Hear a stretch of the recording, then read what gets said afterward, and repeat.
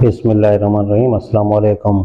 अज़वाज मुतहरात पर ज़बान दराजी का इल्ज़ाम।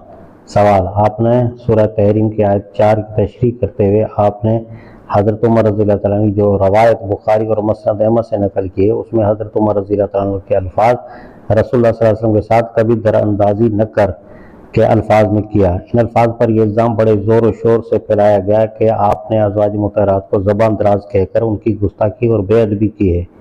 जवाब, हज़रत उमर रज़ियल्लाहु अन्हु की रवायत से ये बात तो साबित है कि अज़वाज मुतहरात रसूलुल्लाह सल्लल्लाहु अलैहि वसल्लम को पलटकर दू बदू जवाब देने लगी थी।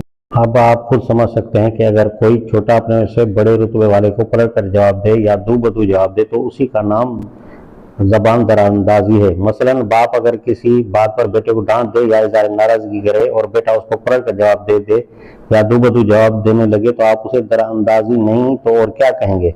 खुदा के रसूलुल्लाह सल्लल्लाहु अलैहि वसल्लम के साथ कोई ये रवैया अख्तियार है। अब अगर किसी को रसूलुल्लाह सल्लल्लाहु अलैहि वसल्लम बढ़कर अज़वाज मुतहरात के एहतराम की फिक्र है तो उसका आखिर मेरे पास क्या इलाज है। ज़ाहिर है कि अज़वाज मुतहरात का रवैया कुछ ज़्यादा ही नापसंदा हो गया था, जिसकी बिना पर पहले तो हज़रत उमर रज़ियल्लाहु तआला अन्हु अपनी साहबजादी हज़रत हफ्सा रज़ियल्लाहु तआला अन्हा पर गज़नाब हुए, फिर अज़वाज मुतहरात में से एक एक के यहाँ जाकर उनको अल्लाह के गज़ब से डराया। फिर रसूलुल्लाह सल्लल्लाहु अलैहि वसल्लम ने नाराज़ होकर 29 दिन तक उनसे कत्ल ताल्लुक करके अपने बाला खाने में क़याम फरमाया, हत्ता कि सहाबा किराम में से ये तशवीश फैल गई कि हुज़ूर सल्लल्लाहु अलैहि वसल्लम ने अपनी अज़वाज को तलाक दे दी है और आखिरकार खुद अल्लाह ताला ने कुरान मजीद में उनको तंबीह फरमाई।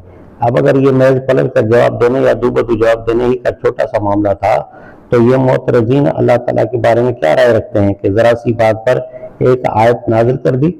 और नबी करीम सल्लल्लाहु अलैहि वसल्लम को क्या समझते हैं कि आया आप माज़अल्लाह बड़े ही तंग मजाज वाक़े हुए थे कि ज़रा सी बात पर बीवियों से इस कदर नाराज़ हो गए।